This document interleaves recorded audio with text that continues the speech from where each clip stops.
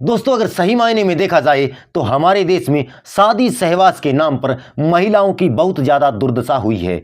आपको जानकर के आश्चर्य होगा कि आज जो हम लोग अपनी बहन बेटियों की शादी करने के लिए उनकी उम्र 18 साल तक होने का इंतज़ार जो करते हैं और कानूनी तौर से हम 18 साल से पहले किसी भी लड़की की शादी नहीं करा सकते, ये हर एक महिला के लिए सुखी जीवन जीने का अहम हिस्सा है दोस्तों। लेकिन दोस्तों इसके पीछे की कहानी क्या है? 18 साल तक भारतीय संस्कृति में महिलाओं के शादी करने की उम्र तय होने के पीछे बहुत बड़ी कहानी है दोस्तों। लेकिन दोस्तों एक समय ऐसा भी था कि हमारे देश में लड़की की शादी करने के लिए सिर्फ और सिर्फ 12 साल का होना जरूरी था, यानी कि 12 साल की एक मासूम बच्ची को एक हष्ट-पुष्ट मर्द की पत्नी बना दिया जाता था दोस्तों। और अगर इससे भी पुराने इतिहास को खंगाले तो वैदिक काल में शास्त्रों के अनुसार, वेदों के अनुसार, पुराणों के अनुसार लड़की की उम्र महज सिर्फ साल बताई गई है दोस्तों। आपको यकीन नहीं होगा कि स्वयं श्री राम ने 6 साल की सीता से शादी की थी। अगर आप इस बारे में पूरी तरह से जानना चाहते हो तो इस वीडियो के डिस्क्रिप्शन बॉक्स में आपको एक वीडियो लिंक मिलेगा, वहां जाकर के देख लीजिए, आपको यकीन हो जाएगा। लेकिन दोस्तों मुझे पता है कि ये बात सुनने के बाद में धर्म के ठेकेदारों की भावनाएं आहत होगी और मुझे कमेंट बॉक्स में जी भर के गालियां देंगे और कहेंगे कि ये सरासर झूठ है, ऐसा कभी नहीं था। तो दोस्तों इस विषय में मशहूर अमेरिकन इतिहासकार कैथरीन मायो ने अपनी बहुचर्चित पुस्तक मदर इंडिया, जो कि 1927 में छपी थी, उसमें स्पष्ट रूप से लिखा है कि भारत का रूढ़िवादी हिंदू वर्ग नारी के लिए 12 वर्ष की विवाह सहवास आयु पर ही अडिग था। चलिए दोस्तों आज के इस वीडियो में हम इसी विषय पर बात करते हैं कि आज हमारे देश में लड़की की शादी की उम्र 18 साल होने तक का क्या इतिहास है और कैसे उस नरक से नारी जाति बाहर निकली जो शादी और सहवास के नाम पर सदियों से नरकीय जीवन जीती आई थी। और दोस्तों साल 1860 में तो ये आयु सिर्फ और सिर्फ 10 वर्ष की हुआ करती थी और इसके 30 साल बाद 1891 में अंग्रेजी हुकूमत के काफ़ी विरोध करने के बाद धर्म रक्षकों ने यह आयु बढ़ा करके 12 वर्ष कर दी थी दोस्तों। यूं ही चलता रहा था 34 साल तक, इसमें कोई परिवर्तन नहीं किया गया। इसके बाद दोस्तों 1924 में हरि सिंह गौड़ ने एक बिल पेश किया। वे सहवास की उम्र 14 वर्ष चाहते थे। उनका यह मानना था कि 12 साल की लड़की शादी के योग्य नहीं होती और उसे शादी के बारे में कोई नॉलेज नहीं होता, इसलिए वह सहवास करने योग्य भी नहीं होती और इसके बारे में उसे कोई जानकारी नहीं होती है और ना ही वो इस पीड़ा से गुजरने के लिए सक्षम होती है। लेकिन दोस्तों हरि सिंह गौड़ के इस बिल को लेकर के बहुत सारे सवाल उठने लगे और इसका सबसे ज्यादा विरोध किया था पंडित मदन मोहन मालवीय ने, क्योंकि उस जमाने के वो सबसे बड़े धर्म रक्षक माने जाते थे।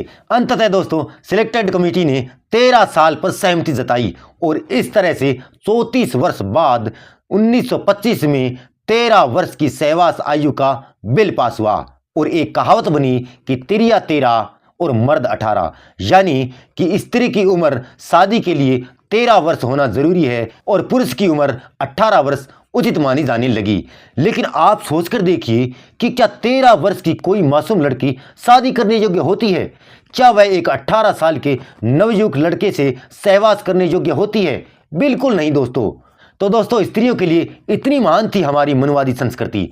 अब दोस्तों मुझे यह कहने में बिल्कुल भी हिचकिचाहट नहीं होती कि अगर हमारे देश में अंग्रेज नहीं आते तो भारतीय नारी कभी भी इस नारकीय जीवन से बाहर नहीं निकल सकती थी और सदियों से चली आ रही इसी रूढ़िवादी परंपरा में वो अपना जीवन यूं ही खपाती रहती। और दोस्तों इतना ही नहीं, हमारी संस्कृति के हर क्षेत्र में नारियों के लिए अपमान और गुलामी के सिवाय कुछ नहीं था। संविधान बनने से पहले स्त्रियों का कोई अधिकार नहीं था। मनुस्मृति के अनुसार नारी बचपन में पिता पर निर्भर थी, जवानी में अपने पति की दासी रहो और बुढ़ापे में अपने बेटों की कृपा के ऊपर रोटी खाओ। लेकिन दोस्तों जब बाबा साहब भीमराव अंबेडकर ने संविधान में नारियों को बराबर का दर्जा दिया, संपत्ति का बराबर अधिकार दिया और नौकरी में भी बराबर रखा, तब जाकर के इस देश की नारी जाति इन सामाजिक गुलामी से धीरे धीरे आजाद होने लगी और ये सब बाबा साहब भीमराव अंबेडकर की देन है दोस्तों। बाबा साहब कहते थे कि औरत चाहे किसी भी जाति की क्यों न हो, चाहे वो कितने भी ऊंचे कुल में जन्म क्यों न ले, लेकिन उसकी अपनी जाति में वही स्थिति होती है जो समाज में दलितों की। बाबा साहब के संविधान से पहले दोस्तों औरतों का अपना कोई नाम नहीं हुआ करता था। वह किसी की बीवी, किसी की माँ, किसी की दादी और किसी की बहन के नाम से जानी जाती थी।